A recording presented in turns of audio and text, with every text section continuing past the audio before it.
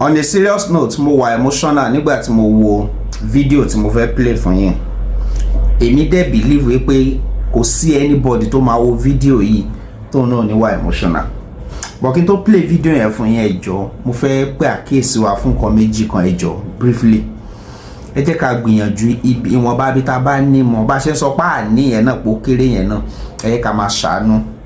Ẹlòmíì wà tó yẹ pé just kínkínní báyìí, just a little tá bá fún báyìí ó máa ṣe lot nínú live wọn, kódà ó lè gbẹ̀mí wọn là. Ká má dẹ̀ yẹ kó jẹ́nu oṣù Ramadan nìkan yẹn àkọ́kọ́. And èkejì, àwa tá jẹ́ Muslim ẹ jọ̀ọ́ ẹ ká ṣe ìgbìyànjú.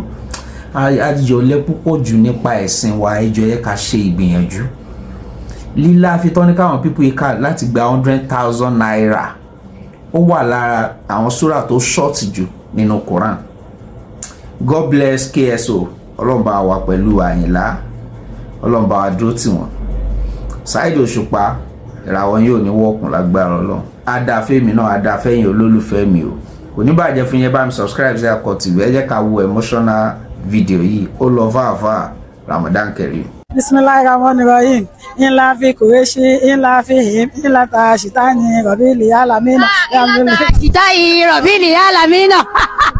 OIA Foundation wáyé Zirokolo Nasira and Aziza. Gẹ́gẹ́ bẹ́ẹ̀ ṣe mọ̀ èmi Alhaja Aziza tó ti bí yáre. Wípé àgbàlọ́wọ́ ẹni tó nífẹ̀ẹ́ ni tí ò ní.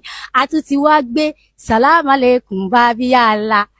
Dídá sí tọlọ́run ọba wa àti gbé lọ dọ́dọ̀ KSO. King Dr. Saheed Òṣùpá Mátàgbàmọ́lẹ̀ 1 Olúfimọ́ 1 wọ́n ti bá wa dá sí tọlọ́run ní báyìí gẹ́gẹ́ bá ṣe máa ṣe afẹ́wọnú ọjà lọ oṣù òdìláwà yìí ẹ jẹ́ ká ṣe bá ṣe máa ṣe. Ramadan Kareem, Allahu Akbar. Ramadan Kareem, Ramadan Kareem, Ramadan Kareem, Ramadan Kareem, Abdul Kareem. Kareem. Ẹ̀yin gangan ni Kareem. Baby ni o. Ramadan Kareem. Allahu Akbar. Allahu Akbar. A fẹ́ bèrè question lọ́wọ́ yìí tẹ́ bá gbà. KSO King Dr. Saheed Òṣùpá ni wọ́n rán wa níṣẹ́ tẹ́ bá gba question yẹn a máa fún yín 100,000. Ẹ kọ́kọ́ gbọ́ lọ́n tó. Allahu Akbar. Ṣebí Islam ni yín. Ẹ calm down, ṣebí Islam ni yín. Ó yẹ wọ́n kọ́ bá mi ka Suratul Quraysh. Illa fi kuresh, illa fi kauka. Wo? Salaam alaikum. wa alaikum salam. Ramadan Kareem. Allahu Akbar. Ó yẹ bá wa ka Suratul Quraysh. Ó yẹ ká lílá fi. Bismillahirrahmanirrahim. In la fi kureshi, in la fi him, in la ta shitani rabili alamina. Shitani rabili alamina. Mama, mo fẹ́ bèrè question kan lọ́wọ́ yín ni. Tọ́lọ́run bá ní kẹ́ gbà. Ó lẹ́bùn ńlá tá máa fún yín. KSO King Dr. Saheed Òṣùpá nọ́rọ̀ wá sí yín. Àyàwó lẹ lè kà nílùú Al-Qur'an bóyá ẹ tiẹ̀ fẹ́ kírun.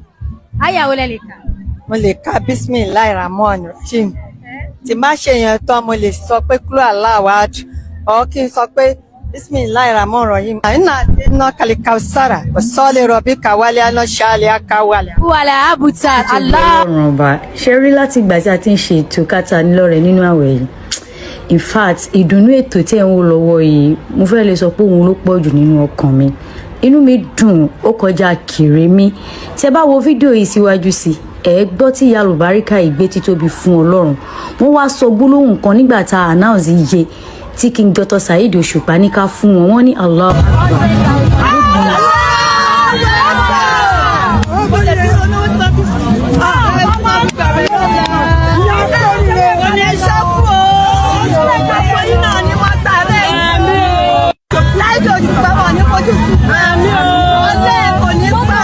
Tí mo wò pé kí làwọn fẹ́ fi gbàwẹ̀ ẹjọ́ ṣerú iṣẹ́ ọlọ́rẹ̀ yìí kò yó ni kó ju oúnjẹ lọ pàápàá. Alhamdulilayi rabbil alamin. Olúfimọ́ àkọ́kọ́ ẹni tẹ́ ò mẹyẹ tó ṣu wọn ló kan ìdùnnú látara yín yìí o ló jẹ nínú ọlá yín yìí àmọ́ ọlá yín ò ní gbẹ láéláé ó ti dá.